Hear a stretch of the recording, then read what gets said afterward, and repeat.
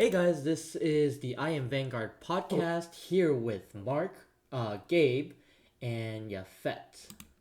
Say hello. What's up, y'all? Hello. Hey, How are we doing? Unfortunately, our best man, best bro Simon is unavailable today, so we have a guest speaker. Um, Yafet, go ahead and let us know about yourself. What decks you play in standard. And what decks you play in premium. Okay, so I've been playing the game basically since Zero first launch in English, like COVID time. I had like nothing to do, and I just like randomly came across the app, and I was like, oh, that looks pretty cool. And then I started playing, and then one thing led to another. I started playing the TCG like right before Overdrive started, and currently I play like basically every Stoicheia and Lyrical deck at this point in standard. Uh, just only most of the ones that interest me. And then in premium, it's like damn near the same thing as well. I play Bugs, I play Highlander, Riviere, I have Grand Blue, I play some Shirayuki sometimes. I was gonna say you play a Yeah. lot of premium, right? Yeah, He does. I was like losing interest in standard a lot, like right before Overdrive started. It was just like it was getting really stale for me. And at the time, I was also like prepping for premium because I was playing in BSF Georgia 2022, I think, with with Mark and then another one of our friends. There yo. And Shout out so to for Team that, Fade to Black. yes sir, yes sir. And then for that, yeah, I was like, I put most of my effort into the practicing for premium because at the time I was new. I was new to that, and then I just like I fell in love with that format a lot more than I fell in love with standard. Yeah, I mean, my love for standard is coming back though. I do think Overdress has been like great. It's been great for the game. It's made the gameplay a lot more interesting to me, a lot more engaging. So You mean right now Divines or my focus is Overdress? standard. Hmm? Yeah, Divine's overdress is definitely different than overdress. Oh, Yeah. did I mess up? I misspoke. My bad. I meant Divines. Yeah. Divines You're is what good. got me interested in it again, or like that, and the pricing for BCS is looking Yeah, pricing in BCS is a lot actually more ridiculous. it is appealing really than nice. Much premium. better. So Yeah, if we get the put now my focus marker, back that's into like standard easy again. 700 plus. I bro, if I get the now marker, I'm gonna keep it a buck. I'm gonna be honest. I'm selling that Put it immediately. up. I'm poor, bro. I'm I need keeping the it, dog. money. I was gonna say $700. I'm down. Yeah, Just go win another one. Not a big deal, right? bro, I'm only going to one event, man. I'm not going. What do you mean get another one, bro? I'm only going to one. So I was gonna say, now that we have a guest speaker, that plays both formats, and we have Mark that plays both formats, Yeah. um, we, although to be honest, I really wish like today was a premium content because it would have been amazing, with you two guys here. But unfortunately, we are gonna talk about standard still.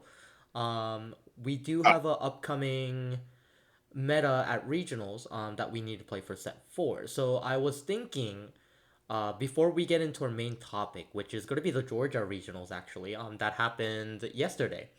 I do want to do like a set four analysis and get some opinions and what you guys think sure. will do well and etc. And then we can talk about the Georgia regionals, that has the actual results.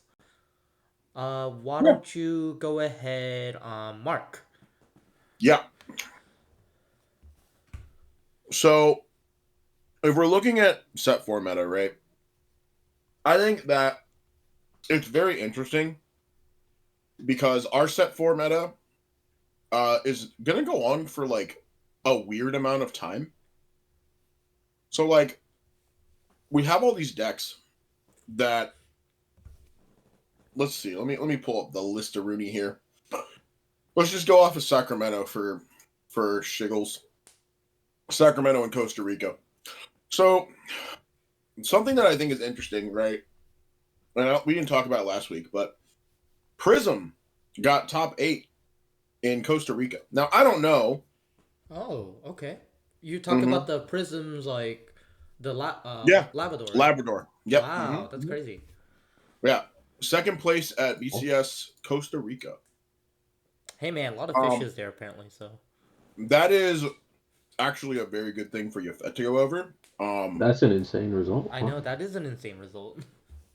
Yeah, I'm gonna just run over Doji real quick. Doji's been like allegedly Bediff since set 3's release. It's just a very good deck. It's very efficient. But the thing about Doji is that it is literally like a death by 1,000 cuts deck.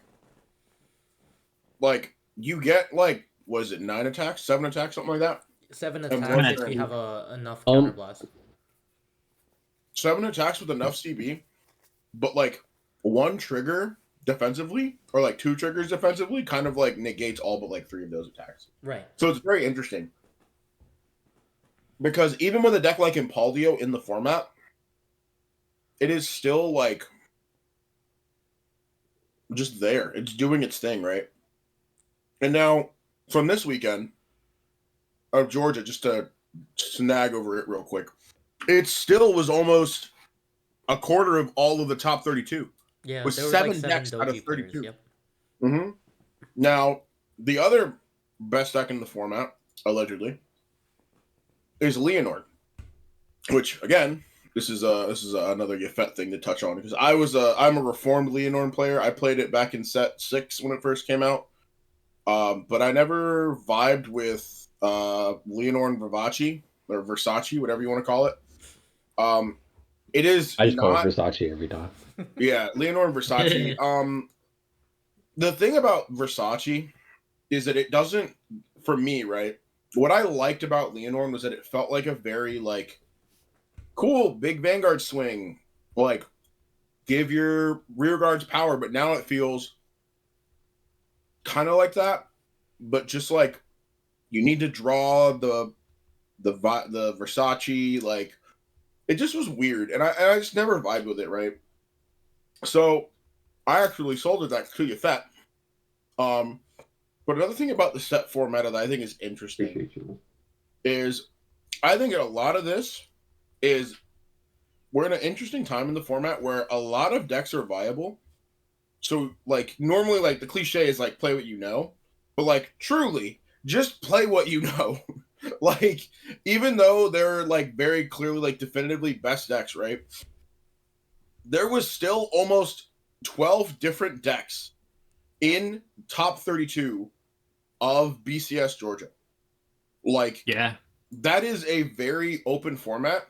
So honestly, for me, I think the big takeaway from this format and just like from the games I played in general, just play whatever you want.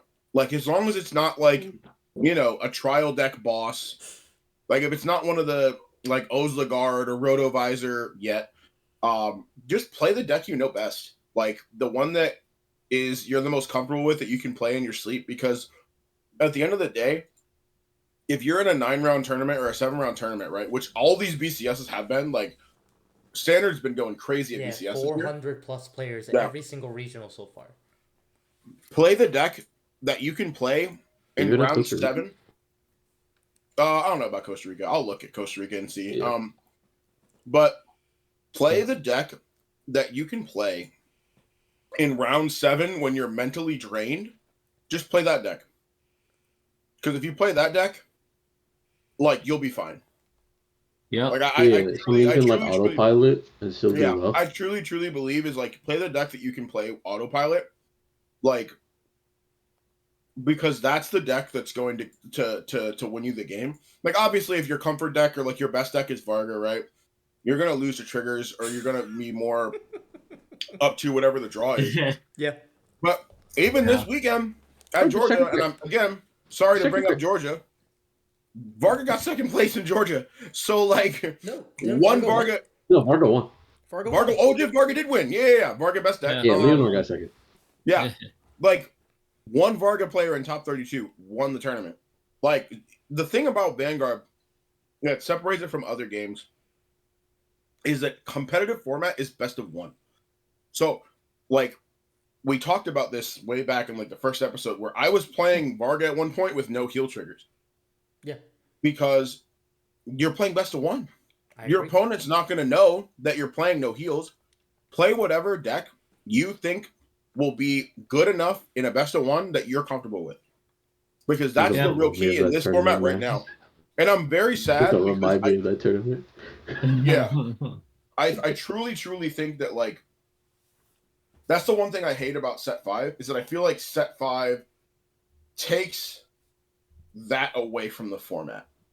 You know what I mean? Yeah. Like I think when set 5 comes around, we're going to see a lot more of a smaller deck selection, and then even more so when we get the Stride decks. Because Lord knows, half of these Zorga players are just Night Rose players that haven't gotten to play Night Rose yet. So that's my takeaway from this set 4 format, from what I've played and what I've watched being played. I'll rattle that off to you there, Gabe or Yafet. Yeah, no, like bouncing on what you're saying with set 4, I think set 4 is gonna be the peak of what we're gonna see as a very balanced meta. And to kind of reiterate what Mark was saying, kind of in my own words, if you were to make a tier list right now, you can have like your S tier decks, which I think it could be 5 wide, to be honest. Like, because Mm, usually a bad format is when you have one S tier deck or maybe two, because it's basically those two decks or nothing.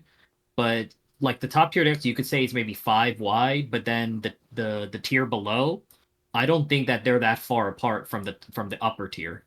It could just be that maybe the top tier decks have a few things that benefit them more, or they have better going for them maybe than the other decks that have similar playstyles. But I think right now the format's very spread out. It's very open to, as Mark said, play whatever you're comfortable with, because in the span of a 7 to 9 round tournament, there's really three factors that make you lose a single game.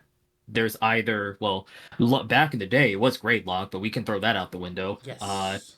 One is getting trigger sacked. There's not much you can do if someone OTs you at the right time. The best thing you can do is control what you can control and try to make well calculated decisions early on to try and sustain some early damage to take later. But getting trigger sacked, bricking, like just drawing all your triggers, damage checking your main units, and just not getting your pieces at all. Uh, and then three, you just lose because you misplayed. Either you misplayed or you missed out some optimal turns where you didn't fully optimize, your turns and really capitalize any opportunities. So the first two I just said, those are uncontrollables.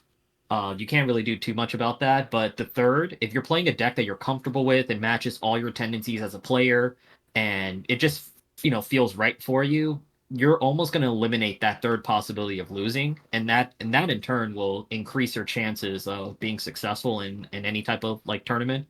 And right now with the format, at least going into set 5, there's a lot more control with the player as far as the outcome of the games, just because until we get to set 5, there isn't anything too crazy out there in the meta that can essentially shut down your ability to kind of fight back with your opponents. Like Doji is probably the worst of them, because they can punish you if you give them too much counterblast at a certain point, and then they go off with their 7 to 9 attacks, and maybe you're not getting lucky with your triggers. Sometimes you have to kind of play around them a little bit differently. But other than that, I mean, like Leonorn has shown some really good presence still, even from the shop challenges to here Georgia, because it's just a Smash Mouth deck, just simple Smash Mouth deck that a lot of people are playing. Blangemeyer, simple deck. A lot of decks that people are playing. There's a lot of just very simple, straightforward decks, and just like Mark was saying, like, I think as long as you have like a deck that you can pilot very well, and you don't really have to think too much, it really does save you mentally, like energy wise, throughout the day, so that when you get into the deeper rounds and you really have to start, winning those important games, you're not going to make as much mental mistakes and everything. So, as I always like to say, like any player with an S tier deck that has no familiarity with it, it just becomes a D tier deck, a bottom tier deck in the hands of a player not familiar with them, compared to just playing a deck that may be lower tier per se, but they can play it inside and out perfectly. But I think set 4 is really open right now. A lot of good variety out there. Nothing I think in the meta exists that's overwhelming that you have to kind of play around too much. Doji's really the only one, in my opinion. But a lot of things bad can happen to Doji because it could be a little bit of a glass cannon deck at times too. But set 5 will definitely change that a bit because there's a lot more controllables to the players that can take away a lot from what their respective opponents can do. But we can get that to another point. But set 4, I like it. It's really balanced right now. A lot of good variety out there for players. Why don't you go ahead, Yafet? I'll go last. Okay. I do partially agree with the things Gabe and Mark has said so far. If you feel like you're like a specialist toward a specific deck, or there's a deck that you particularly just like really enjoy, that at least has gotten support recently and like is solid enough, you can see some success with it. If you're looking, if we can just look at like some Sacramento results I'm looking at here. A Gravidia made 32. There's like a Gravidia. There's a Mushi King. There's a Zorga. Even though, yeah, Zorga. Ava is still around. There's a Lascaria as well. They're all like very solid decks. There's even the Which one? the one that has the alt win con. Yotsuba. That's what it was. The Yotsuba deck. Yeah. Where you need to get like 16 of their cards into the like crest, or I think it's like a gauge actually. In order to like win, because like set 4 is looking like a bit of a slower meta. The only deck that's really like pushing and going as hard as it can like turn 2 onward is Doji if you give them CB, which most decks shouldn't be giving them CB, so Yeah, they should be probably not going to be controlling doing the that. damage. Yeah. Leonorn. Leonorn is a very aggressive deck. Turn 2, it's making a full board and going in every time, unless it bricks. Varga, occasionally, not very often. But like you look at everything else and it's just like, Listen, yeah, those that, are not that decks that are Varga going to go. guy had a really good day. He Yeah. ran Yeah, good it's- all day. Yeah, Like, He definitely he checked dice rolled and got a a 6 crit. all day. That's what happened. That and he just kept checking crit, Yeah, because that's Varga what is I'm a saying. completely different tier of a deck. If you check one crit, you check one crit, Yeah. and that deck is like, whew, how is this not It's a best deck? S tier deck as soon as you hit a crit. Varga can be Yeah, the you best deck in the don't format or the worst, depending if you hit that crit. exactly, and that's the scariest thing about it. But that's also why like, even though it might be a super popular deck, it doesn't convert very well because not everybody's going to be checking that one crit when they need Yep. it. Yeah. You gotta be lucky. But I will say, I do. You can still tell by the results. Doji still is a very big boogeyman of the format, if you ask I me. mean, Oh, I yeah. still think it's In the my best deck in the opinion, format. Yeah. I oh, agree. absolutely. But in my opinion, it's not simply because the sheer number of attacks that it can do. That's not that crazy. As y'all said, it loses to a defensive. Like one defensive and everything is like very easy to guard Yeah. if it hits at all. My biggest issue with it is or the reason why I think it genuinely is the best deck in the format until it gets hit is the hand rip plus remove, right? Because that's a -3 to the opponent every turn for free, basically. Yep. You have the Yeah. 2 units on board and the card from hand on top of doing the 7 to 9 attacks depending on how much CB you give them, and if the doji player knows what they're doing and they set up their board properly, they can get Yeah, I agree. a ton of attacks. Yeah. Yeah. It can be rough. It's very rough. That's It's just really the what one makes thing, Doji and so this also dangerous. was keeping. Yeah, it's definitely the board wipe plus hand. That's the biggest reason as to why. Because if it didn't have those tools, then it would not be converting this well. It would not be doing this well. I can say that especially in my testing, from what I've seen, it's just like that's the one thing that frustrates me the most. Not the sheer number of attacks. It's also like they can bot deck your cards too, because sometimes against certain Yes. matchups, like maybe you don't That's care why. if stuff goes to drop, but the fact is they can like like if you're playing Zorga and they bot deck your Prison Dragons, it's like, well, can't do anything Yeah. about that. Yeah, like if I'm like let's say I'm playing Leonord, I have multiple ways of reviving cards, but then they bought deck a Rosarian Fairy, and I'm like, well, I can't do anything about that.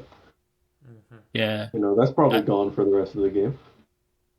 like honestly, I think Yeah. overall with set four, it's like if you had to make like a checklist on what typically would make a viable deck, or at least what's a commonality with a lot of like topping decks.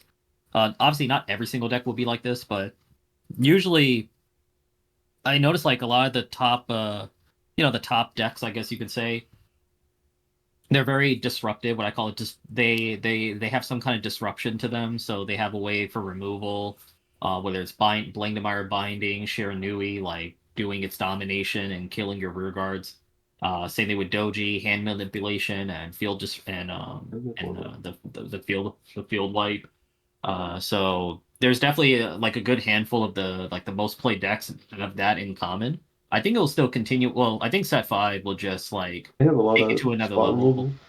Yeah, just a lot of good removal. I think Um, just if you have removal and you're able to have potency like offensively behind it, I think that's great. But there's some exceptions because we know the Fennel made top three, and it yeah, doesn't do like any of that. And it doesn't even. I don't even think it's a 4 attack deck. It's like a 3 attack deck, but a lot of pressure. it is. It's a 3 attack deck in which you just swing huge, and then your Vanguard and one of your rear guards is gonna have a crit. So honestly, you really just need to check one crit for all of your swings to have crit. But then like at the same time, its ride line is able to deck then up to like 4 cards. Yeah, Just Yeah. that deck three. thing is actually crazy. It's Yeah, it's a deck where like you actively cannot like two to pass Vanguard. Because then Yeah. you're putting yourself in like a really bad spot. Because it's very easy to break that, and the Vanguard is always gonna have a crit. Yeah, so it's Then if like rather than multiple the final attacks, it's more player, about the quality, more about quality of your attacks. Yeah. yeah, and then if the final player knows what they're doing, then they'll be able to play in a way where they'll always have some way of getting 3 orders, Yep. whether that's like using Cup to Persona Ride and then 2 more of their own orders to hit that 3 order threshold, and which I know the Fennel player that top, and I have spoken with them a lot about this deck, and Them been or the safe to one say it's person? very good. Uh, I mean, I just use gender neutral part of it, but yes, just her. I have Gotcha, gotcha, spoken with gotcha. her quite extensively about this deck. I do also own it, and I do think it is quite fun to play. But yeah, it's like with this meta, it seems like if your deck can either push really quickly and strong, or have solid removal, or like really good defensive tools. Like let's look at. I mean, we can go down the list for the decks that topped in Georgia. Doji Oh, has actually, hold on. solid early Hold on, game. hold on, hold on, hold on. Let's wait for the Georgia talk in a little bit for the full list Okay. because I do want to finish the round of set four analysis if possible. Sure. Yeah. Okay. I mean, yeah, you can just look at a lot of these decks that have. I mean, It's kind of a related topic, I know, but yeah. I'm just saying. It's just like the decks that are doing well, and it's like while it is a very much like you can be a specialist on a deck and then do well with that deck. A lot of them do have something in common in that like they either have very strong early games in order to like put themselves at a distinct advantage early on and then close out the game as fast as they possibly can. So I'm looking at like the Lutetia that top. I'm looking at like the Bug or the Mushi King that top at Sacramento. Both of those decks are just decks that can push do a really lot hard. turn two. Yep. Yeah, just do a lot turn two, and then just like turn four, they're just trying to end the game already. The game is like basically over by turn four. Um, or they play a completely different game like Prism and the Yotsubu deck. Yeah. Like those two decks play, or like Lascaria also plays a quite different game than everything else, and like they're more They're more like defensive decks, more so with like Yosuba and Yeah. Lascaria, but they're like very very defensive decks that like play differently than the board, and like they're fine with a lot of the things that the top decks are doing, which is why those decks have also seen like not as much success, but they have been seeing some success.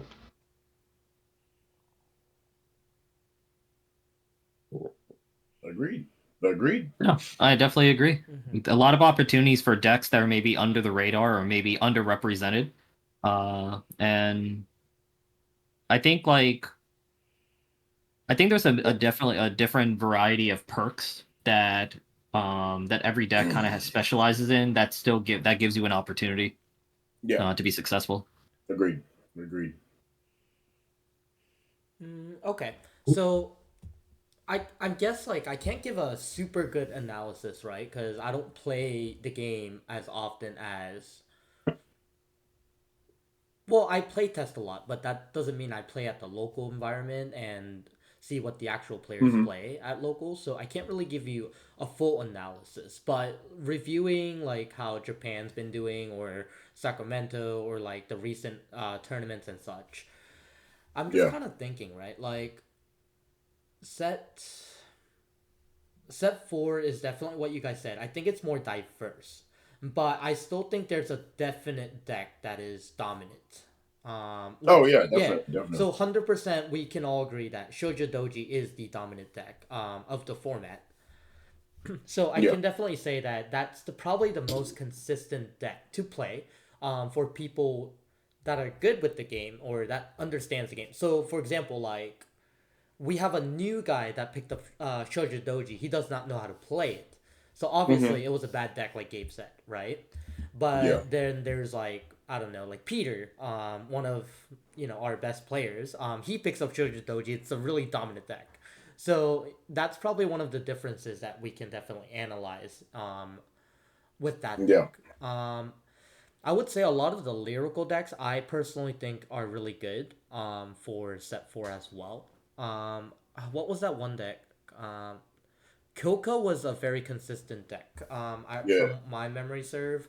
And then what's the deck for set four Triple. lyrical? The one that like, Yeah. I The think that MLB. yeah, I, the I think MLB. Initiate. I think that there are three truths in life. I Initiate. think there's death, taxes, and Bushy's gonna make sure Lyrical has a good deck at all times. Any With format. choices, with variety. God dang, man! Like there's so many like choices Yeah, like I mean that's the of cool thing viable decks. about the Lyrical Nation. At least I'll give it this, right. I'm a big Lyrical hater, but I am there is a too. Same, lot At same, one point. there same. there is a lot of variety in that That's to know nation. I'm in good company. Yeah. We are uh pescatarians. there is a lot of different strategies in that nation that are so different. Like the play style of like all these decks generally are like very different from each other. It's very cool that they're able to do that. Unfortunately, they haven't figured that out for the rest of the five nations, but whatever. Sorry, David. I didn't mean to interrupt you. No, no, no. Continue, Go bro. ahead. That was my Oh. soapbox rant for the day. Yeah, yeah, Yeah, yeah.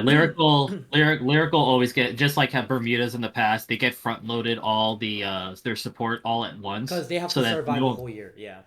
Yeah, basically they get their year support in advance, basically, and they pretty much adapt the different play styles that everyone else does. Like there's an MLB deck, there's a triple drive multi attack deck, there's a restander, there's a bot decker, a polio like play style. Like they have something for everyone. Freaking lyricals.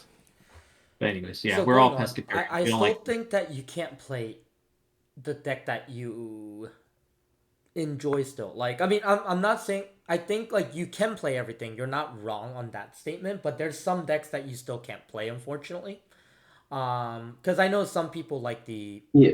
the older I'm gonna say non-supported decks, right? I'm not gonna say bad because I think in Vanguard nothing can truly be bad if you're very good at hitting your triggers and OTs and etc. But I feel like that there's no truly bad deck, but also I think the decks that are not heavily supported are the decks that you probably won't be playing at regionals unless like you just want to have fun, which I 100% recommend that.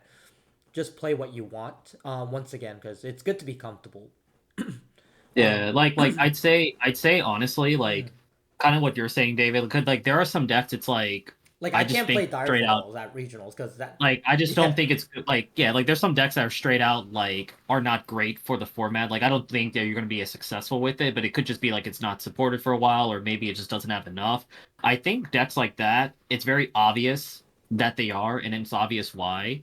But kind of like what I was mentioning earlier, I think there's some key points of viability that gives yourself a chance, yep. and it's very wide because there's a It lot is of very points wide. of viability. Yeah, like field removal, guard restrictions, multi attacks, or just high quality attacks. You just got to have something of that with your deck to have some kind of viability going for it, and then you kind of just work with and you just optimize it as a player. So as long as you have some kind of viability to work with, and you can optimize it as a player and it's really fulfilling for yourself, that's what's going to get you by in the format Yeah, currently, in yeah, my yeah. opinion. Agreed. Hey man, some decks are just in the gulag, and Bushy just keeps giving them good old high fives. It's like, yep, Yep. maybe next time, buddy. It's okay. Maybe. I just need to pass step 4 and I can play direful dolls again. I'm good. Just need one more Yep. set. but Gotta wait. but yeah, I think looking at the regionals result, I think I am trying to play something a bit more aggressive is what I'm thinking too. I mean, if I have to play against the Doji, I'll just damage control. But other than that, like, I might just play something aggressive. Like, once again, I think I was like talking about Zorga, Mush King, and Blankdemeyer as my top 3 choices right now to play for Philly. So that, Yeah.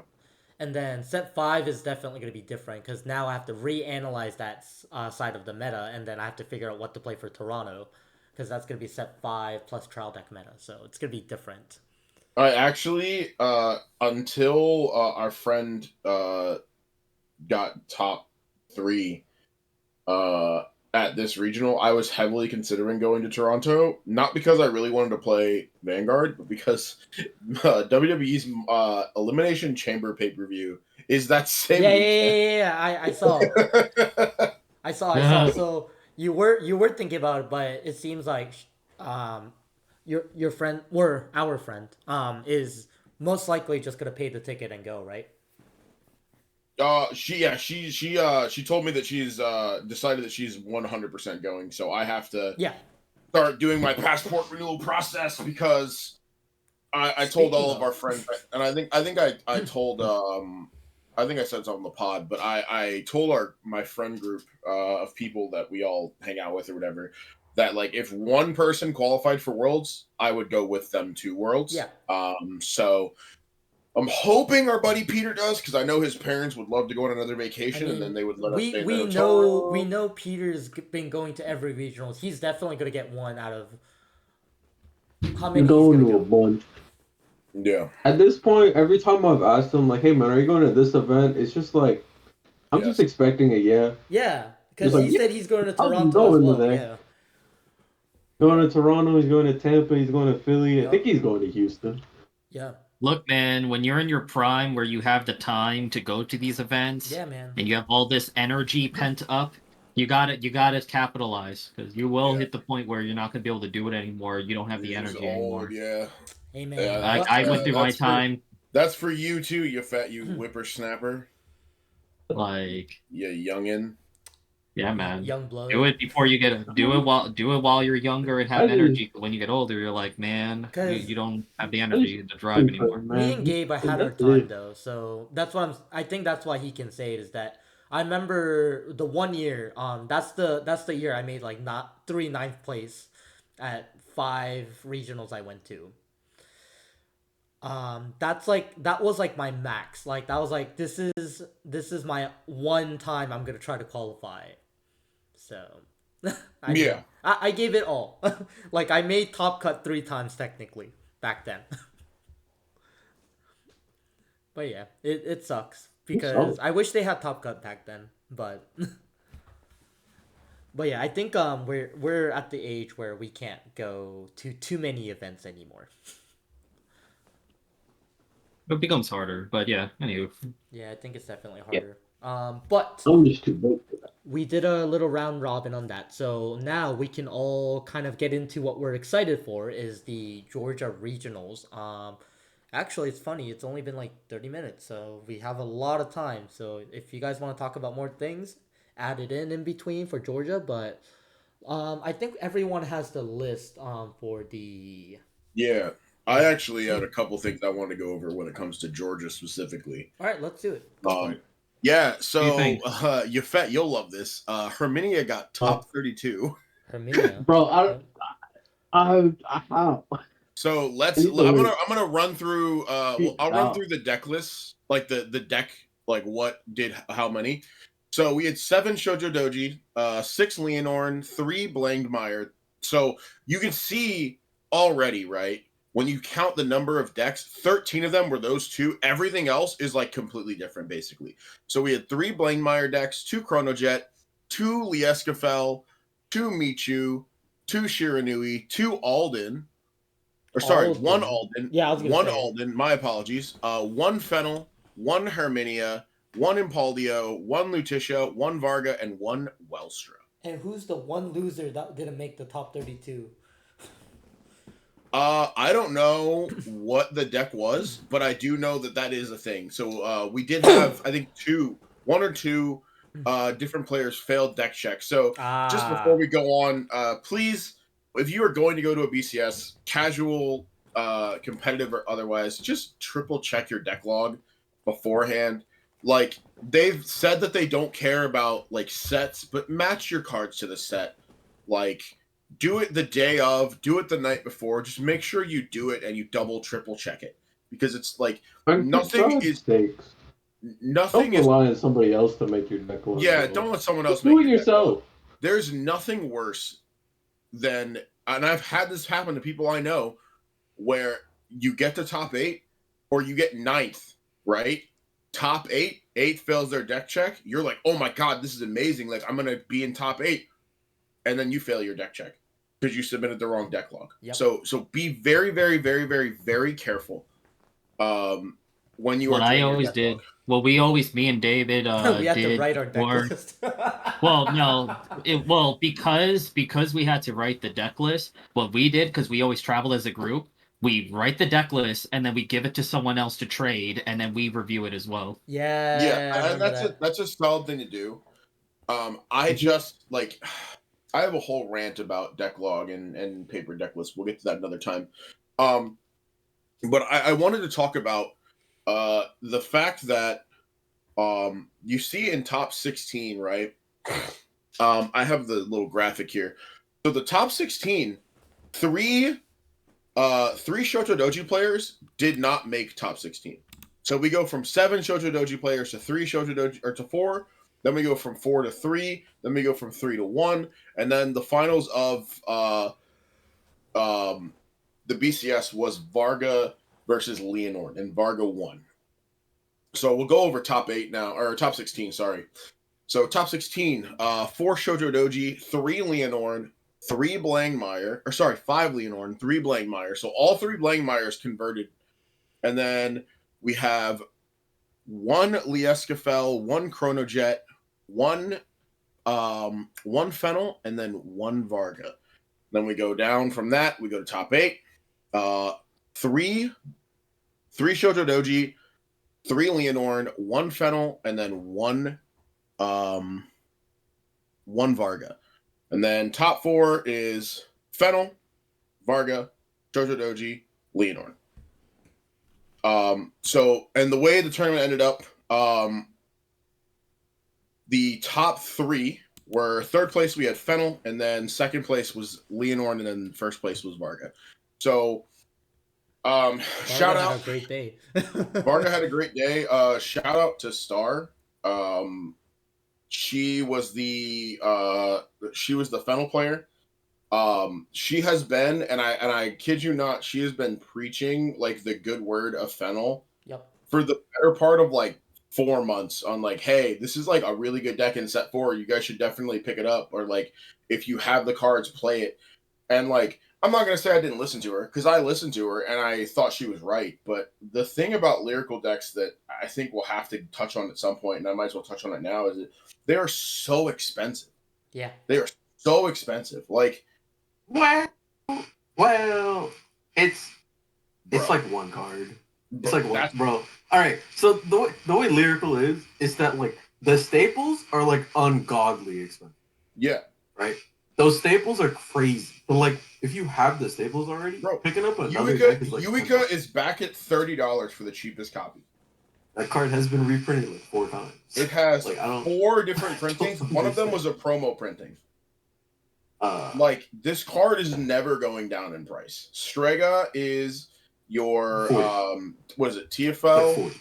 Is it TFL? Is that her name? Yeah, it's like TFL? it's the T4. Default, your that Latifa, it's $40. So those two right there, if your deck needs those cards, you're already looking at a $250 deck. Boom, off the bat. Like, the price of lyrical specifically is like really absurd. I have no problem, right, with Varga, for instance. The most expensive card in Varga is Is the grade 1. is the grade 1, whose name I can't remember right now. I can't think of it for the life of me. And it's a name I know very well. But like, I have no Rokusei. problem.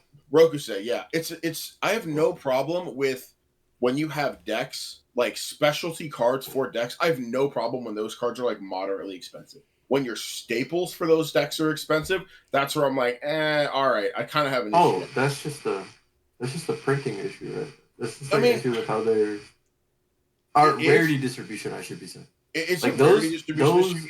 Yeah. generics should not be triple A's in my opinion. Yeah. I mean, But I at the agree. same time, it's like hard for them not to make them triple A's because I mean you can like look at set 4 right now. All those cards are super cheap, and there was no triple rare generic. That set is like it's not great to open. Yeah, I think that the thing Because of about that, and then Bushy is it's not that good for shops either. the Yeah. problem is that there has to be a balance, right? And what's the Yeah, easiest way to make it so that there's a balance is you just change what like what their the art. That's the easiest way to make a high rarity card like more valuable. absolutely. You see it in like Pokemon all the time. Like right now, I'm looking at the new Surging Sparks set list, and there's a Pikachu that's $480, but there's also the same version of that same card is $100, and then there's another version of that same card that's $25, and there's a $4 version of it. That's 4 different price points for a card, and obviously, Amazing. Bushy Road can't do this because they're not the Pokemon Company, right? The Pokemon Company could literally lose money for the next like 30 years and still be fine. So like Yeah, I the most understand profitable fully. IP. Yeah, I understand fully that like Bushy Road can't hit that. But these are things that we should be looking at in terms of this that make it so, or if you're not going to make staples that cheap, then at least make viable alternatives that are in engine, right? So maybe let's say you don't get the Eureka that's like a Soul Blast 1, but like you could make a functional reprint of Eureka that only works for a specific Vanguard, like things of that nature that you could put into different decks that would kind of temper the cost, just to make it so that it's more accessible. Like right now, if I had the ability, which I do technically, but I'd rather not spend the money on it because, like I said, I'm going to go to Japan. I would love to pick up one of the new set 4 lyrical decks, but I'm not picking up any of them because like a good chunk of them need Eureka or Franchette or Strega or all 3, and like I'm not spending $300 on a deck for like when I can just Just keep for fun. playing. Yeah, like it's just a fun deck. I'm not going to spend the $300 on it, right? So that's my little soapbox on price. But I think, like I said earlier, the interesting trend is that there's, you know, 12 different decks in top 32 is so cool. Like I don't think we've had that in Vanguard in a very, not a long time, but I don't think we had this at all before Divines. And I think that that's the good thing about what Divines brought into the game is that it brought us deck variety. And I'm glad that we have that now because I just don't think it would be as the game and the format would not be nearly as enjoyable without it. I think I would also add, in my opinion, at least so far, is I like longevity because I know because I got back into the game right after set 2 for Divines, after like a 5-year span. And what could be very frustrating, especially, dating back to V series even before, is that you build the deck, but then when there's like a new deck out, you basically have to get rid of everything that you had before just to build a brand new deck of the same clan, or even if it's the same clan. So at least now, they're very it's very good. Like Welstra, for example, right? Like Welstra set one got introduced with its new version from D, and it Yeah. was cheap to build and didn't require like some of this expensive staple. Well, they were cheap anyway, but anywho. And then set two, it just added like one card, the satellite, and then Yeah. set four, all of a sudden getting the publicist, the grade one, that changed the dynamics of the deck all entirely. And in fact, Yeah. I was discussing with one of our local Welstra guys, the deck actually got cheaper to build and better because you don't have to play the Bobomine anymore, or the I think Blender. I can't remember his name. The grade Yeah. one, yeah. Like And I the think deck that got cheaper, but just having a one card, so what I like is that Divine seems to value the boss unit still. And as long as you have the boss unit, you can continue using what you have, and then they just supplement the support rather than making you replace the whole deck. Yeah, and I think another thing I want to touch on quickly is I know that there was a criticism before Divines where a lot of people felt that the game was in a spot where you couldn't miss a set because like cards didn't go with other decks. Like everything was pretty xenophobic. And I think now we're closer to the other end of the pendulum. And I think that there's a nice middle ground where like I would like for decks to use staples, but I don't think they're necessary. And you can use in-engine cards to like fluff out your deck to where like it's not a big performance drop if you're not playing, with the T-Fault, for example, or your Latifas or your Stragas. Like there's a middle ground there, and I just don't think that Bushy has figured out how to do it. I think they are making steps towards that. Um, I in think my opinion, with the introduction of the energy mechanic, and then the very first set with energy, introducing the energy cyclers was like a really good Yeah, and gave support. It like gave indirect support to effectively everything. Yeah, you and I and had then a conversation about this, Yafet, where like we talked about yeah, how like the thing about the energy cyclers is that eventually most of the decks that play energy cyclers are not going to use energy cyclers anymore. Correct. yeah, it was a good stopgap that like Yeah, gave support to everything. But then at the same time, it's like, all right, now we just need to like get to your deck. Your deck is eventually gonna get a card that uses energy that's very good for your deck. Yeah. yeah, We just yeah, have the energy cycler now as like the stopgap, so that you have access to this new mechanic until you receive those like one or two cards that will yeah, make use of the new mechanic, and is it's a very good good for your deck transition. as well. Yeah, it Yeah, makes for a good transition into like it's a good transition to actually utilizing a brand new resource, and then over time they're gonna add support just so that you can use it. Because even in set two, Divine set two, Bear Magnus got a grade two to use the energy, right? yeah, yeah, So you can definitely insert that. I think just introducing the energy source just opened up a new avenue of support so that they don't have to front load anything brand new to you like an entire core necessarily, but they just supplement. So I feel the support appears to be very supplementary rather yeah. than like what's the another proper term, just for Necessary. correct. Because again, that was one annoyance. I remembered back in the day with Vanguard how remember everything was generic, like perfect guards were generic, and then they switched to archetypes in Limit Break era. So it's like, Yep. oh Yeah, crap, now I have to get eradicated perfect guards. Now I have to get these perfect guards. Crap. And then oh, they introduced new perfect guards, so it was like, oh crap, well I need these because they countercharge. Quintet walls. yeah, So yeah, exactly. But it's like they found it, we pretty much were forced into rebuying all the stuff, including the staples like perfect guards, and that was frustrating. Because then like it got to the point where like you had old cards that you couldn't even move because they weren't relevant to anything. So yeah, you kind of have to like it's kind of like a pick your poison thing where the energy cyclers. I think we even touched on it in a previous podcast with Simon, is that like it is a necessity right now for a lot of decks. And it's going to be expensive because they're in demand. You need 4 of them, and a lot of people Yeah. like them. A lot of people need them, but then eventually they will be phased out for something that's going to be more precise, more specific, for particular decks. But they will still be viable to use in other decks that may Yeah. not have any specific cards. So it's a balance of both, I think, in my opinion. I think it's just like you have to invest in stuff early Yeah. before instead of later. And that's why I was saying like we said in the first podcast, I think you, Mark, Yeah. everyone, You have to invest like early. if you're thinking about building a deck and it's within your reach, like budget wise, get the cards.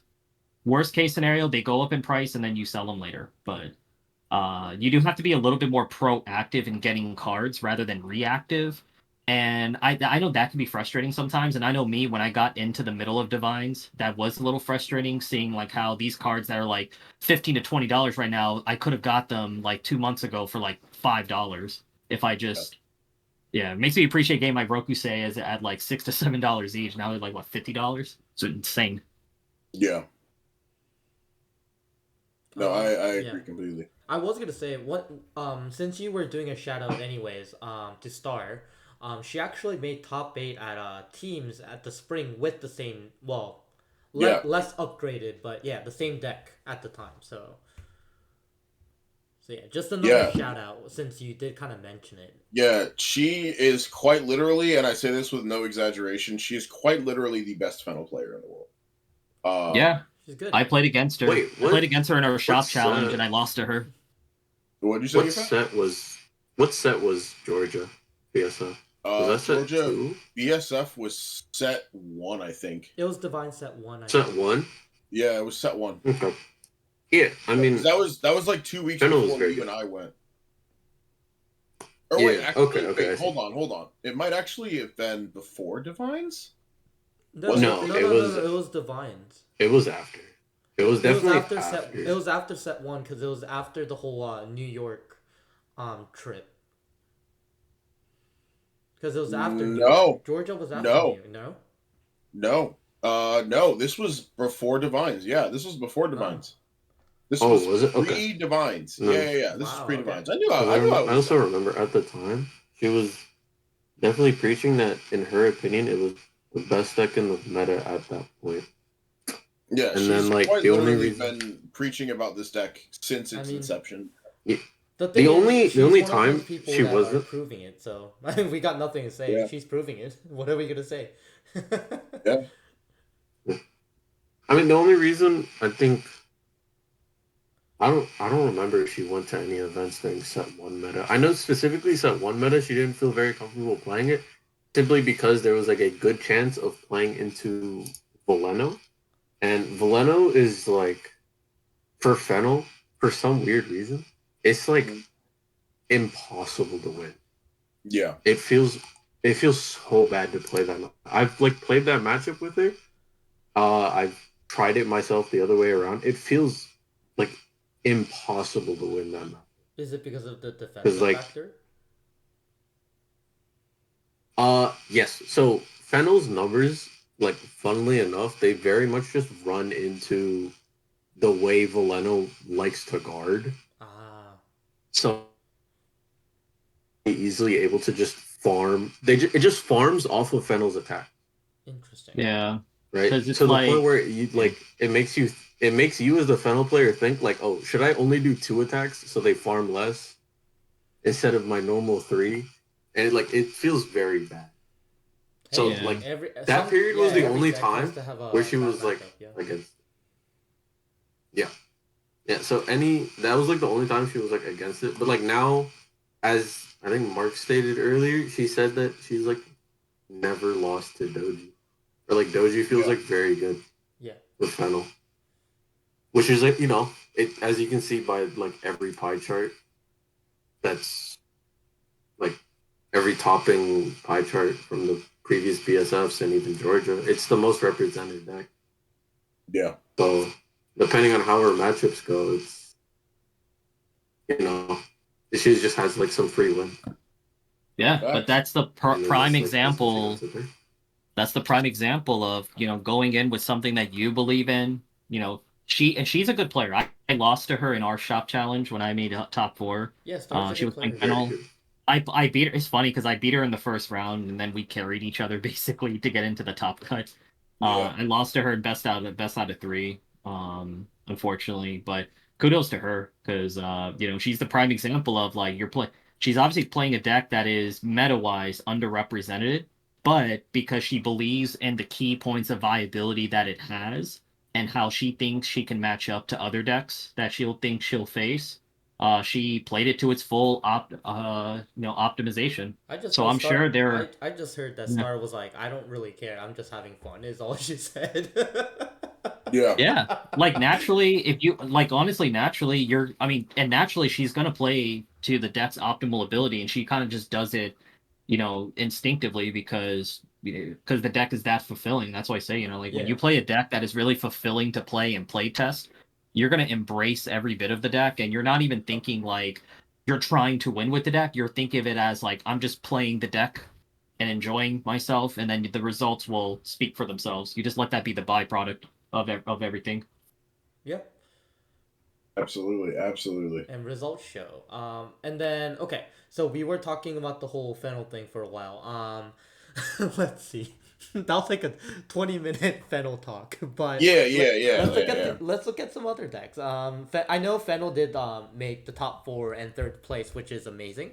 But there are other people that made the top 32, like our buddy Christian, from our locals actually made top 32 with Gears, which is actually really good still. Yep, Chrono Jet. And then also, I forgot to mention, in the top 4 match, Star played our other buddy Frankie, who was the Oh, captain of okay. Team Eclipse. I'm gonna do a quick shout out to him because he has been super helpful with getting a lot of our local players the resources to like up the level. Um, it's been pretty cool. Also, I have a discount code in his website. I will show when we do like the shout outs at the end. Yeah, yeah. But yeah, it is. Yeah, I Yeah, played him like I think 2 nights before he left. I played yeah, him like the Wednesday. I played him like Wednesday night. Played a yep, couple games with him. yeah. And Very then of solid course player. Christian got top 32. So I mean, we in the Nova Vanguard community, we were very lucky this weekend. We had a very good weekend. Yeah, I was Yeah, gonna it's say good most Very of good showing. most of our players here, like especially in the Northern Virginia, like do really well. Is what I've yeah, noticed. We like a lot of us just relatively do really well. yeah. Like not just like Star or Rudy or like our normal guys at top. Like even like I remember Randall made top 8. And once Yeah, again, and the only reason why I say even Randall is Randall doesn't care about winning. yeah, So that's why I said is that's why I think our locals is really impressive. Like our players are really impressive here. yeah. So I mean, yeah, shout outs to everyone actually that did really well.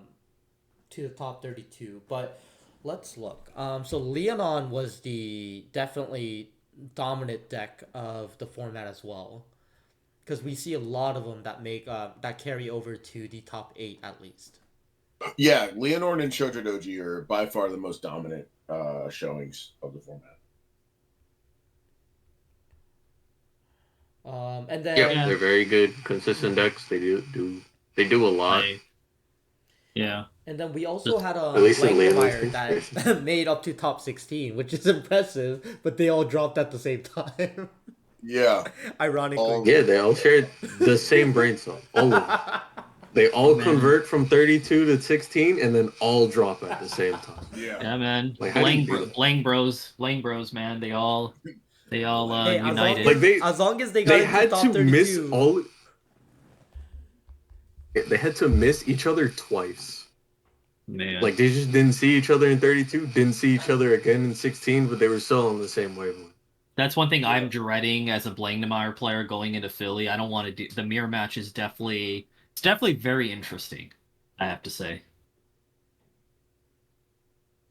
Yeah, I mean, as an AQ Libra player currently, seeing none in top 32 is not necessarily Disappointing because you a expected it.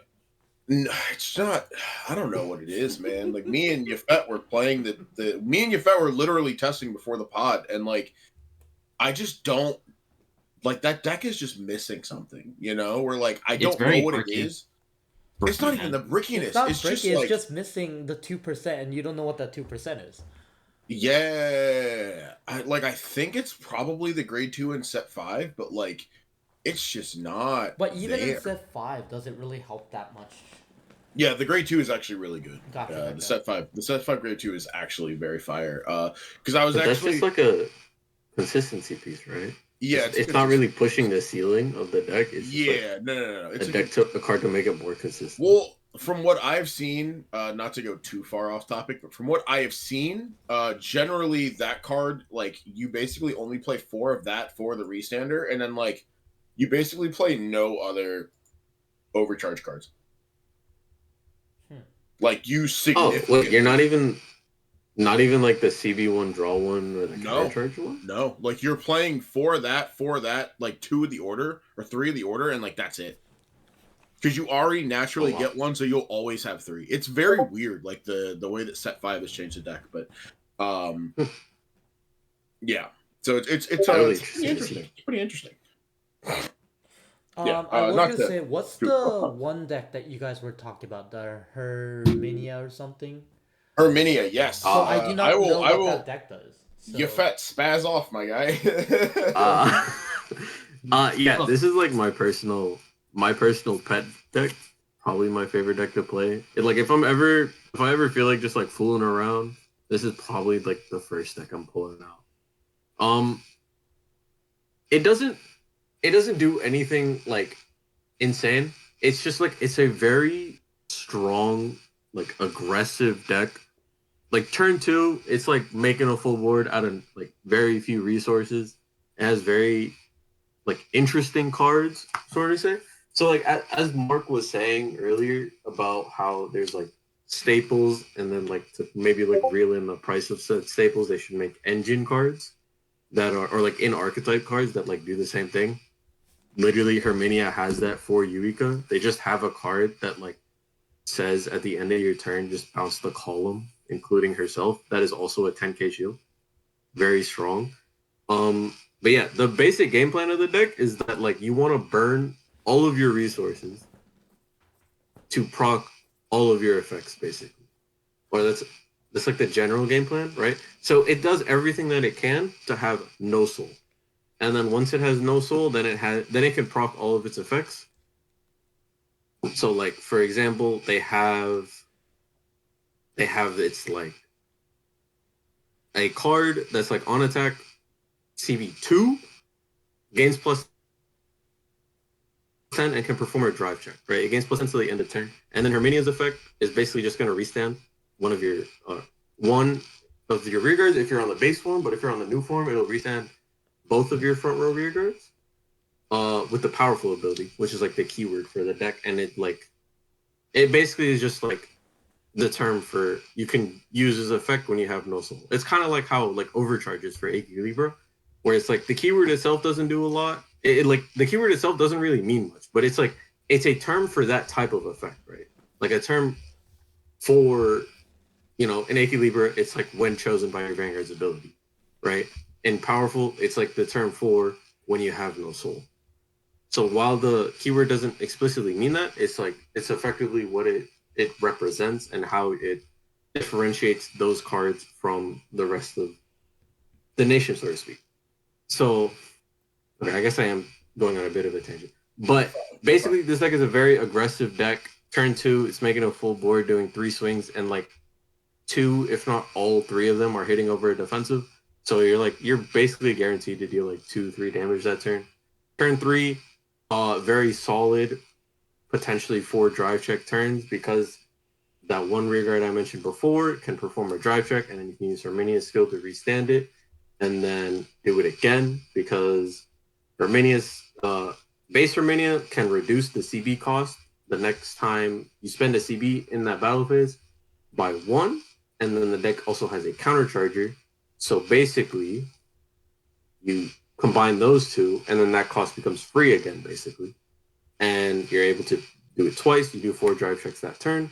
And then on the new Herminia, because it restands your front row, you can actually do that skill up to... You can actually do up to 5 drive checks that turn. Even though your Vanguard only has twin drive, you can proc the skill up to 3 times because of the new Herminia's other effect, which says if you have 3 or more face down CB, all of your costs for your powerful units are reduced by 1. So it's a very aggressive deck that's like pushing as hard as it can. It really wants to go first and then push as hard as it can, and then tries to like win the game by turn 4. If it doesn't win the game by turn 4, it like heavily cripples your opponent's hand and then ends the game the next turn, basically, if it lives. So it's, as I said earlier, it's one of those decks where like it can see success partially because it's super aggressive. Right? It's just like, it's going to push your opponent, put them in a very uncomfortable position. They're also not familiar with what the cards do, so they're going to run into the game plan, which is give me as much damage as I can. And like not damage deny me at my choke points. And you can just like steal very easily if your opponent's unfamiliar with what they're doing. So I mean, But I guess that's my little... it seems consistent. Like the sound of it, but I do feel like that the one Herminia deck probably did like once again had a pretty good day. I'm assuming they won almost every dice roll. And if they didn't win every dice roll, they played it into stride decks. So Yeah. the stride decks wanted to go second. Yeah. And they went first. So that's what it seems like to me. I mean, If I had to- two Aldens Yes. that made in the top cut, which is pretty crazy too. But what is more crazy is that Shiranui is still topping after the deck coming out in what, February? Still doing good. Well, it hasn't got Deck the is very restriction strong. yet that Japan has. Yeah. Yeah. It's probably the strongest. Hey, it's deck. just, it's only... At the I'm pretty moment, confident saying that right now. Yeah. Right now, I'm pretty confident saying that it is the strongest stride deck. I mean, sure, it came out in I would February, but say- it has been constantly getting support. I think it's either that or it's Jet, and I only think the reason that Jet is in the conversation is because it has so many tools to just draw like 6 cards a turn. Yep. Forkalore is such a good card. Oh my god. Like, I've watched a Jet play, like, literally the turn 1 for... I've watched, like, a couple times where they'll go, like, they're going second, they draw, discard the energy cycler, draw another card, draw a card because they, the crest grade 1. Then they call 1 or 2 Forkalores, like, swing, drive check, whatever, and then, like, pop a Forkalore, and that's already 6 cards in one turn you're getting. Like, 5 draws is insane. Like, that is such an absurd, like, line of play that's just ridiculous. Yeah, I think Dark States after Divines got a really crazy amount of good support, but especially after the festival collection, I felt like It's the best hybrid dual nation card. Yeah, yeah, Like by a pretty significant margin outside Far of and away. Asperonia and Saphira, which I think is more so a card that shines in premium as opposed to standard. But it's just, that deck just draws so much. It does so much, Yeah. and it's all free. That's the craziest part. It's all free. It's funny though, right? So I played against the Jet deck that Christian was probably most likely playtesting because you guys are all in the same group. Which meaning when Jason played against me for the shop qualifier, he was probably most likely using the same build that Christian used. So I played against it. It does draw a lot, but I feel like it was missing something though. Like, because I was playing dolls for that qualifier, and I actually was able to outpace him, and then he got really lucky in his heals, so that's why I couldn't kill him, and we got into time. And that was the first time ever I got into time with dolls, by the way. So, but I didn't feel so much pressure with that deck, though, surprisingly. But when I play against Shiranui, there is a pressure. I think a lot of that has to do with the thing about Shiranui's early game currently is that it's a lot of offensive pressure, like it's motivatedly offensive. Whereas Chrono Jets is kind of more your accruing value because you snowball, like with Shiranui, right? You're just constantly applying pressure. Whereas Jet, like you push a snowball down a hill, and then eventually, right, the Jet player just has so much card advantage, and they just accrue so much over the course of the game that like it's just hard to stop. Like they have enough hand that they can basically guard any attack, and like you'll probably are PG'd out by the time they go into their oh my god, I can't remember the name of the card. Next Uh, stage. yeah, before they go into their next stage turn, like it's just a very It's also just that a very threat. say it again. Like next stage is like a very, very strong like looming threat that you kind of have to think about the whole like the Yeah. entire game. Like you The have moment to you plan see out them your flip play, their jet yeah. starter, and you see them get that crest, you're like, okay, now you have to like you kind of have to play in a way where like, all right, I need to be able to live the next stage turn. Yep. If not, kill them before they can get to it, which is very tough to do considering Yeah. how Mark was just saying how much they draw, right? They draw so much that Yeah. it's hard to do that now. So now you're kind of like forced in a position where you have to think about how am I going to live the next stage turn, and the only two plausible ways is either, or I guess two plausible ways, and then the one like, haha, this is Vanguard way, in that you either have to have OT in your hand to guard is a stride downturn when they go back to Jet, or just you have to keep either Sanctitude in hand in order to PG that swing, because that swing's going to be huge. Because sometimes even OT is like not enough, right? Because crest power plus a lot of the times they give the trigger power to the booster behind Vanguard that they left standing for Jet specifically. So like then it's all like it's swinging 60 something by itself already. Like, you know, not much you can do with just the OT. So now you're now forced to keep cards in your hand for that turn. While like Nui doesn't have anything like that, it's like sure it's Mukuro turn is like very strong, but you're not playing keep specific cards in your hand to live that turn. You just have to like keep your general defensive cards in order to try to live that turn. Well, Jet is just like it can just blow you out sometimes. Yeah, I think. Right there. Yeah, definitely. There is a difference there. Yeah. I would say though. Yeah, and then Alden too. It was a pretty diverse. Except for maybe the top 16 decks, everything was like a one of. But Alden too. Like Alden, I think I was not really expecting Alden to top at all. To be fair, Yeah. like maybe one luckily rolled in, right? But when there's two, there is something that these players are doing something different. To make sure that Alden is more consistent. Is what I actually am it's actually one Alden. I misspoke earlier. It's only one Alden. Oh, is it Yeah, one? it's one. Yeah, it's one Yeah, Alden. It's I one am Alden in actually top I am actually a big Then I'm not generally like he a dice Keter rolled. player, but I am a big fan of Alden. I think Alden is actually sneakily a very good deck. It is aggressive. I think that it is a better Yes. Keter deck than the other Keter piles we have currently, because it does something that none of those other decks do, and that is generally it applies pressure and also is able to not recur the resources, but is You guys are cutting off.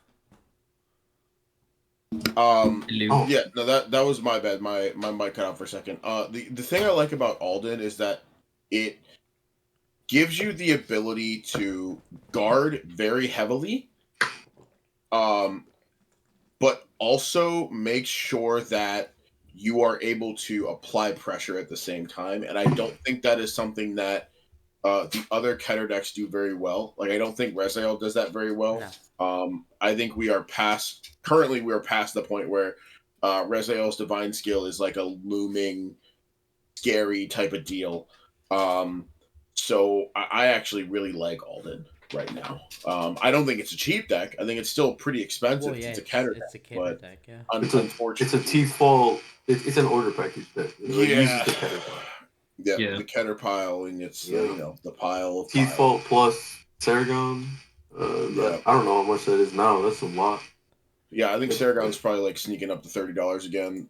It's generally what it does. It's just rough. Probably because Rezile is about to come back. Oh, that's Yep. true. Like, That's I all. need That's Sargons also very again. true. Yeah, yeah. Yeah, I was gonna say, absolutely. so now the other top decks, right? So the Shoujo Doji, the Leonons, and the Blangdemeyer is decks that we were anticipating. Yeah. Those are expected Absolutely. decks, yeah. I'm actually very interested in the Welstra player and how his day went. Yeah, I think There's a Welsh is Welstra one of player those here. decks where it's just so.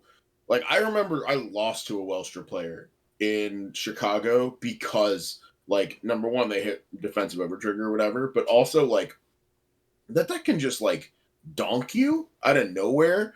Like, anytime you can shrink Vanguard power in a format where you can't use defensive tools to apply that power, it's really, really Scary. rough. It's a scary deck. Like if No, yeah, it's a scary Welstra deck. is very interesting because I'm a Welstra player myself, and it's very interesting why it may not be more represented by player base, or maybe why it's not regarded as a higher tier. And obviously, we only see one here, but you would think just theoretically it has all the tools to be successful. It can retire. I mean, you could definitely board wipe people. I definitely, in my testing with Welstra, I can board wipe like full boards. Like my opponents will have 4 rear guards, I kill all of them and force out their hand, and they're not left with much to do.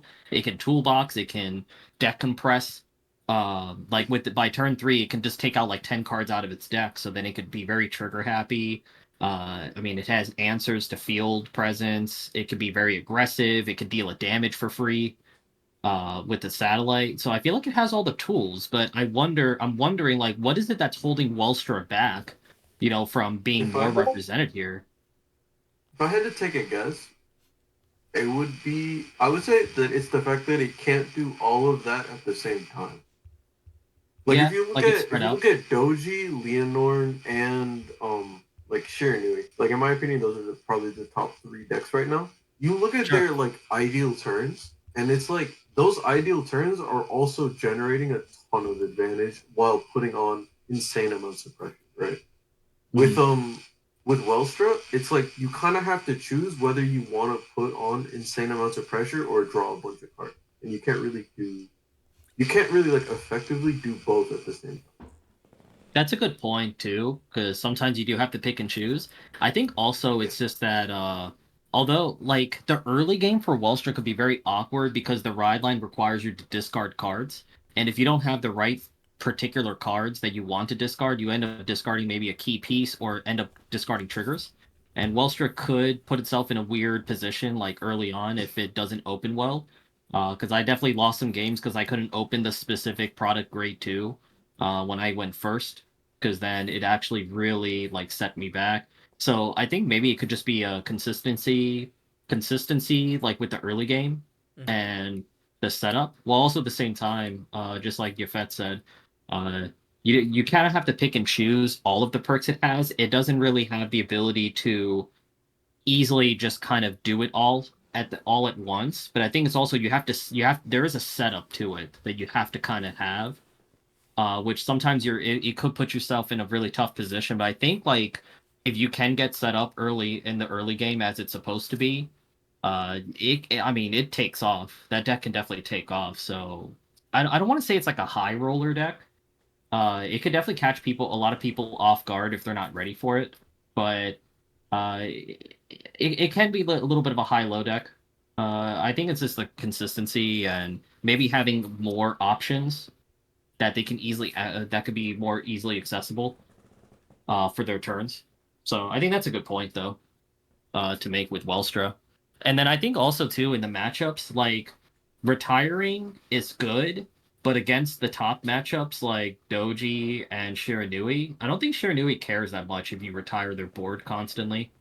Nor Uh, and Shoujo Doji usually puts their board away before it matters for you. yeah. At least in my experience when I play Blangdemeyer against them.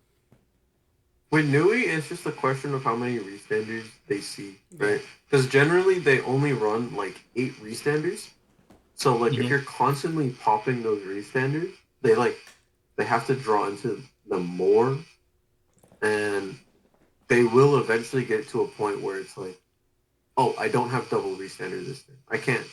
I can only do like one restander, or maybe they just don't have any. Yeah, and Because then like maybe they had to still, commit some early. yeah, but I think what makes the difference too is that being Shiranui is a stride deck, it will always have the constant power at Yeah. its advantage. Oh, Because yeah. even if it's not its best, Yeah. it could still just throw whatever BS on the field and still hit. Like if Shiranui wasn't a stride deck, if Shiranui wasn't a stride deck, if it was confined to be a Persona ride deck, like we'd be having a much different conversation Yeah. about them, in my opinion. Also, it still has dominate swing, Yeah. right? Like it's gonna Yeah, like- dominate 2 to 3 They times. get every a they single get an turn expert anyways. 2 attack, so I mean that's still good. Like Yeah. Shiranui in its worst, because I always like to look at decks like what do they look like in their worst, right? Like you could like in their Shiranui at its worst, it's like you have two triggers in the front attacking, no restanders, but they at least have some power and you can still dominate. Unless your opponent angel ladders, but whatever. Oh, I was gonna say that's a very funny story So too. one of Yeah. The I angel mean, it ladder was just just kills funny. the one deck completely. I mean, it's just funny playing Blangdemeyer. I faced like a few Shiranui players at the last shop challenge we did. I angel laddered on my first grade 3 turn, so he couldn't do anything to me. And then I divine skilled the following turn Blangdemeyer, and he couldn't Yeah. really pop off with a dominate. So I was like, cool, I got 2 turns skip. Yeah, I mean That's that's. actually I was gonna say, speaking of Blangdemeyer, because it shuts down their plus. yeah.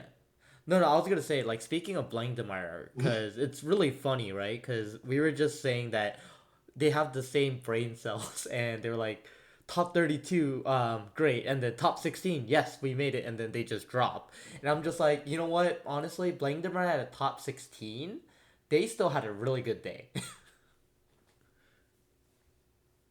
still got Yeah. your energy marker. Huh? You still get the energy marker. Like Yeah, no, you but go home. they had a great day just making top 16. That's what I think. Well, I have a question though, because I didn't actually look into this. So I know they do the top 32. They give out prizes accordingly. But for first place, they only play off the top 8, right? No, you play out the full top 32. Yeah. Because Oh, the prizes are geez. different Yeah. after top 8. Yeah. Oh, geez. 32 bracket. Oh my god, this is a dream for me. I asked for this shit like 10 years ago. That, like, Yeah. literally, David, you remember I used to say this Yeah. every year? I'm like, dude, why don't they just do top 32? Play out the top 32. You could make it day 2 if you're scared of time. Or just make it so top 32, top 64 based on scaling, like Yu-Gi-Oh! Does for regionals. Nah, they Give did them this the on invite same to day. give them to the invite to nationals. It doesn't have to be paid or anything. Just just put their name on a list, and if they want to go to nationals, let them go. Well, Like, remember, we oh, got ARG as a trade, and ARG did all yeah. that. So Yeah, no, but Yeah. I'm saying I'm glad that there are steps being made without getting too much of a tangent on that. We can make a whole podcast on that. yeah, But I like this. It's cool to see because then we get more opportunities like this where you get more Yeah. opportunities like this where some decks that may creep into top 32, maybe they could just go in and win it all or advance even like further. that Varga guy, the one Varga guy Yeah. had a Well, great he was day. number one. Mhm.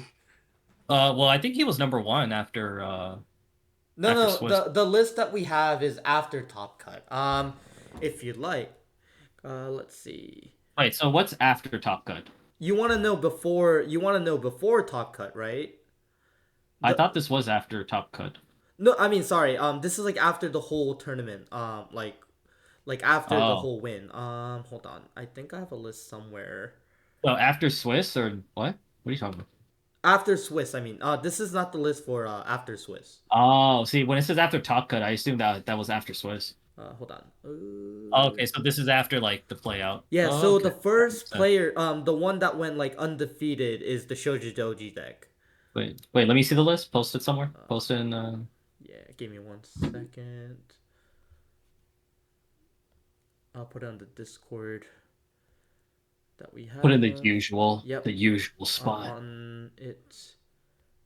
There is apparently Here. a deck that we don't know. Yeah, the one non-available because he couldn't do the Yeah. deck list correctly. Also, shout out Fuzzy Paradox,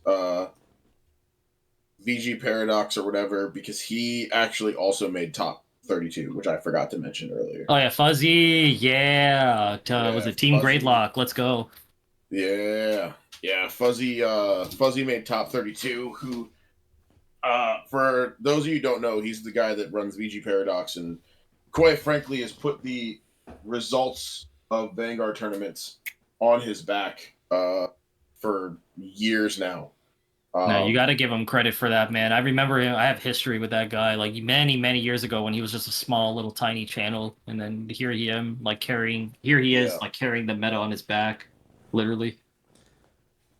Yeah, so I think if you look at that list, right, the one I just sent you, Shoujo Doji was the undefeated. And then let's see. See, like the top 32 is amazing because Yeah, I told like you, ninth it feels, place. it feels, 3 times. it 1 year. feels.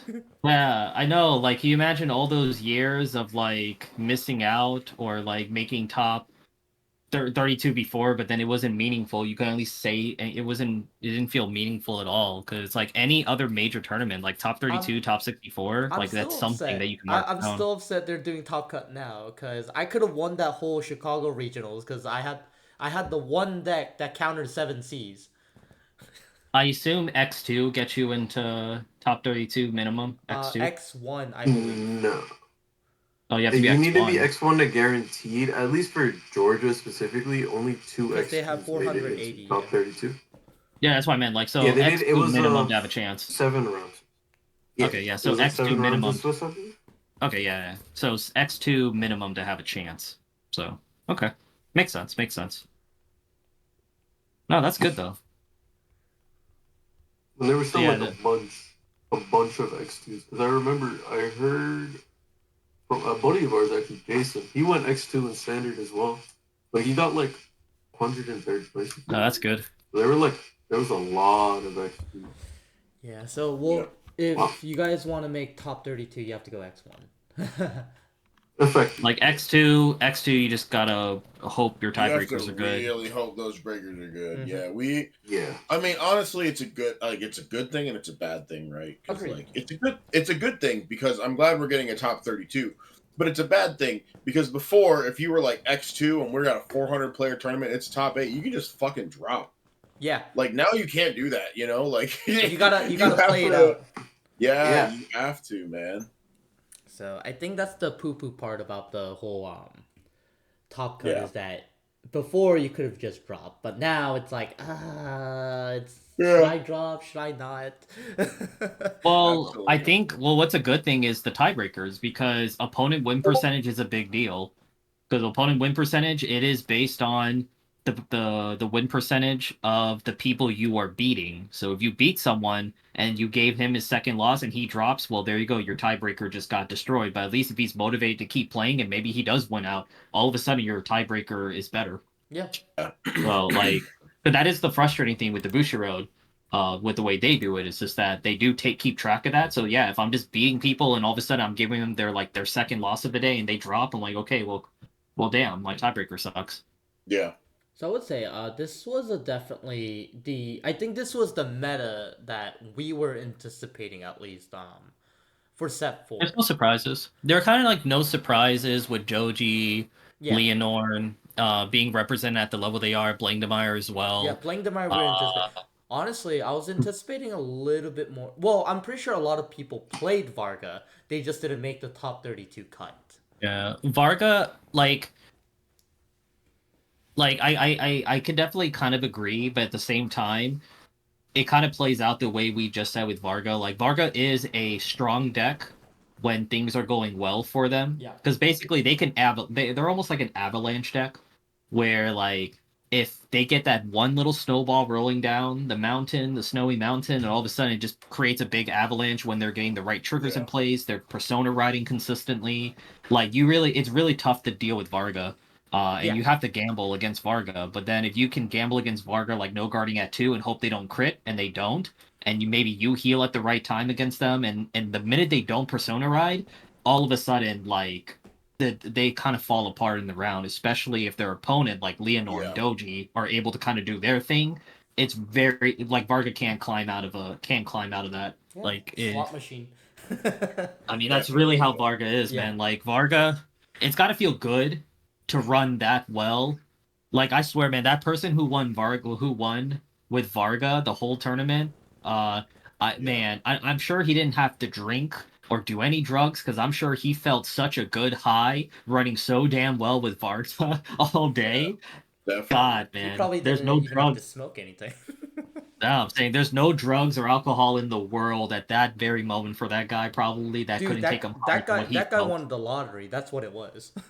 Like, man.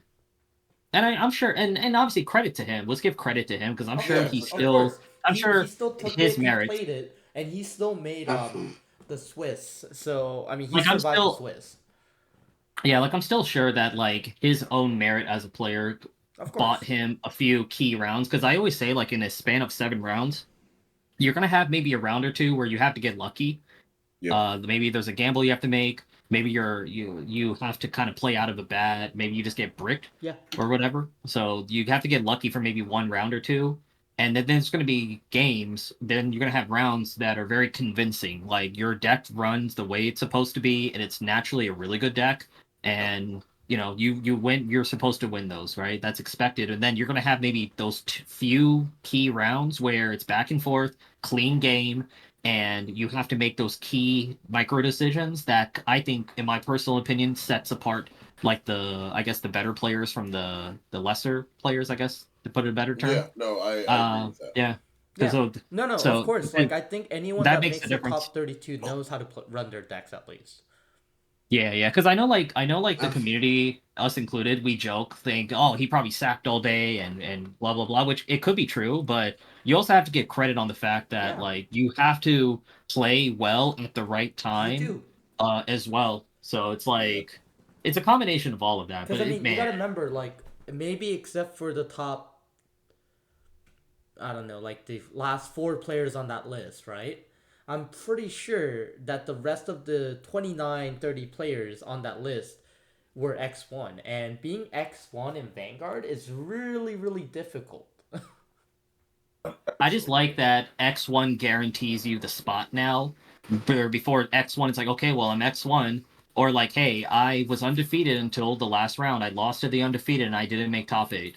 I've seen that multiple times through the Yeah. years because of the weird tiebreak. So at least now X1, you can make it. So that's good. Yeah. It's No, progress, 100%. progress. It's a lot of progress. So, Yeah, I wish it was now. It's like, hey, how about we scale it top 64? ooh, We 800 would, players. I don't think I'm ready.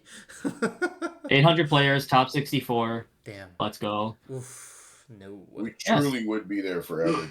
Yeah, no sir. I would not like to Or play hell, look, Vanguard look. that long. Look. I would gladly, if they want to play out top 32, that's fine. But if you make top 64, like 33 to 64, you get something to mark that, and then that's fine. You can go home Actually, happy.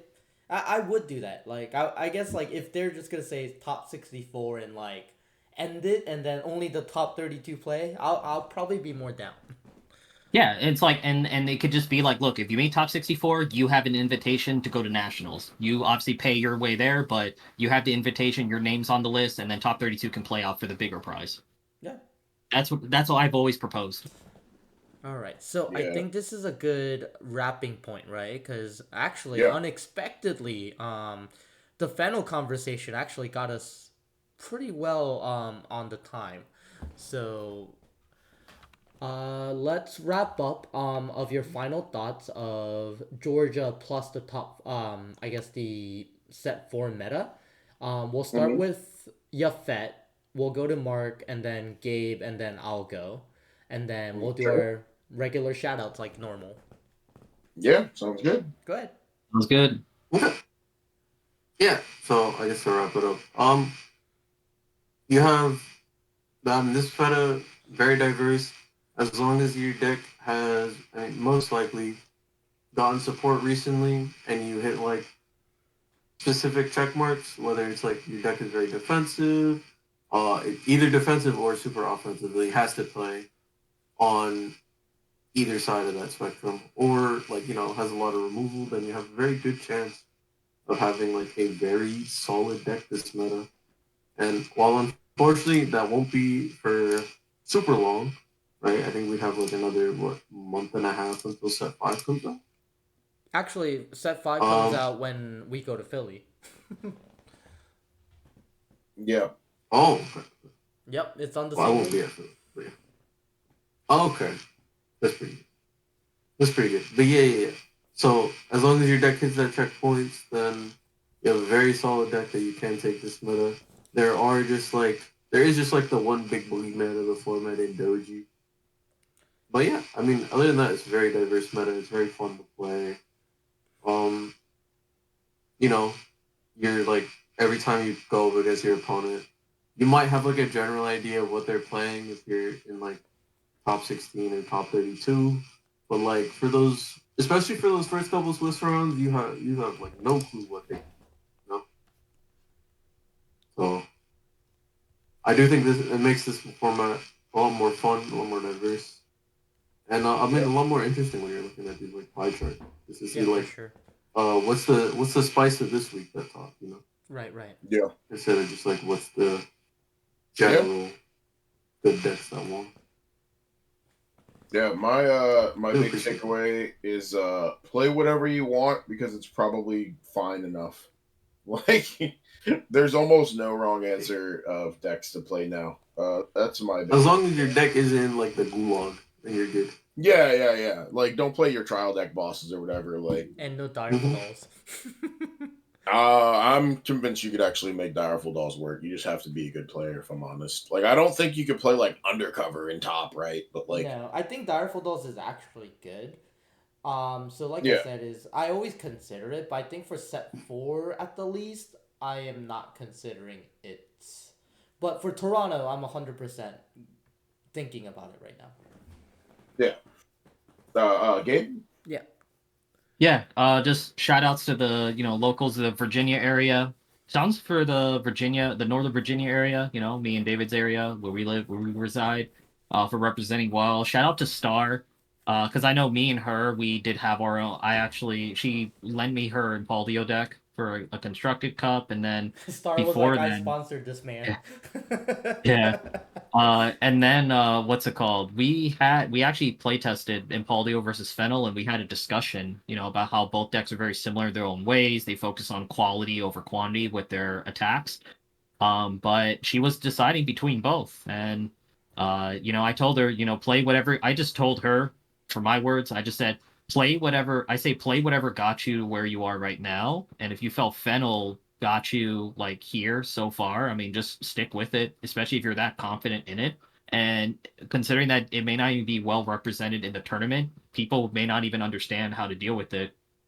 So it's really good, and she enjoys the deck. I think it's the key, play whatever you enjoy and just understand what makes something viable.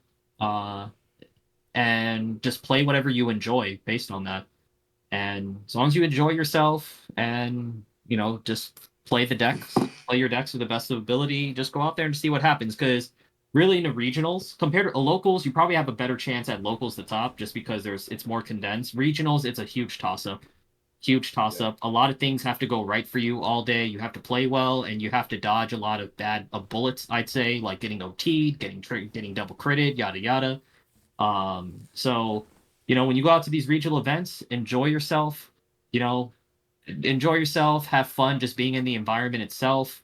But just know that good players can still make it and above the rest. But overall, just try to run as well as you can, and don't try to take it too seriously, in Okay. my opinion.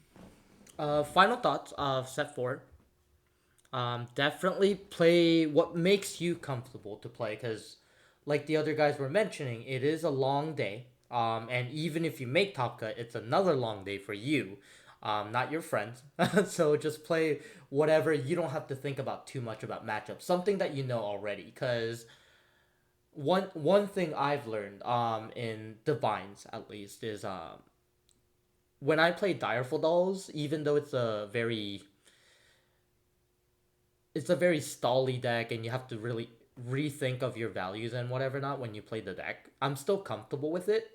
And I think that's why I do well with it regardless of the meta.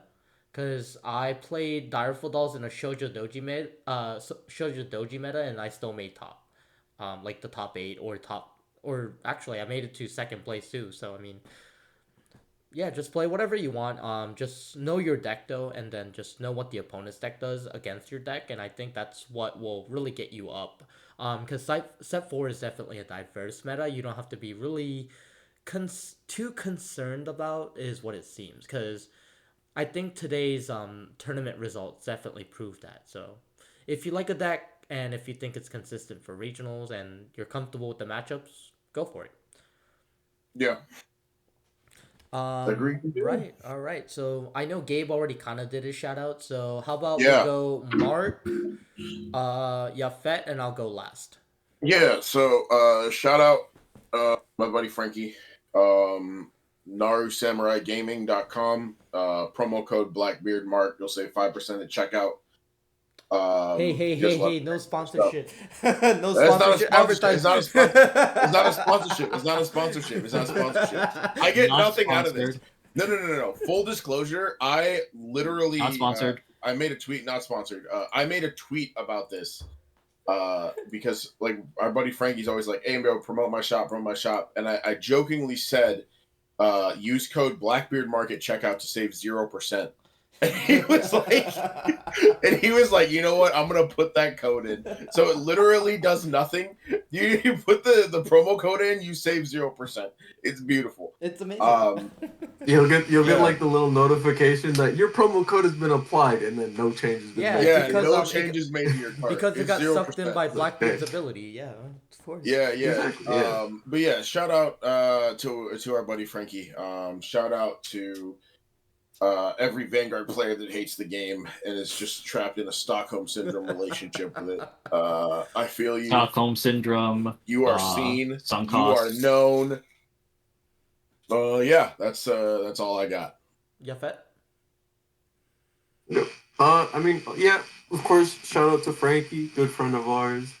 Shout out to Star, getting third with Fennel. Still crazy. Super under the radar deck. Saying it's underrepresented is a bit of an understatement. It just had no representation. There was just one person represented, basically. Like I said, man, best funnel player in the world. Yeah. Shout out to everybody in the Nova community. They're all good people. Nova Very good at the Hood. game, very knowledgeable. Yes, sir. Happy to be a part of it. Happy to say that I'm one of the guys that's in there as well. And yeah, I guess that's it. Thank you for having me. Man, I know Christian Okay. only made top 32, but shout out to Christian for making Yeah, top 32. Oh yeah. You guys Christian. are absolutely horrible human beings. I was like, Listen, shout out to Christian for listen. making top 32. So You know what? He got 33rd. Okay, like let's not sugarcoat it. He got 33rd. no, he was All right? no. He got He was He got in top- top No, 32. he got 33rd? He was 31st. no. No. He got He was 33rd, and 2 people failed deck check. 33rd. Oh wow. Hey. Yeah. Hey. Yeah. It counts. Hey.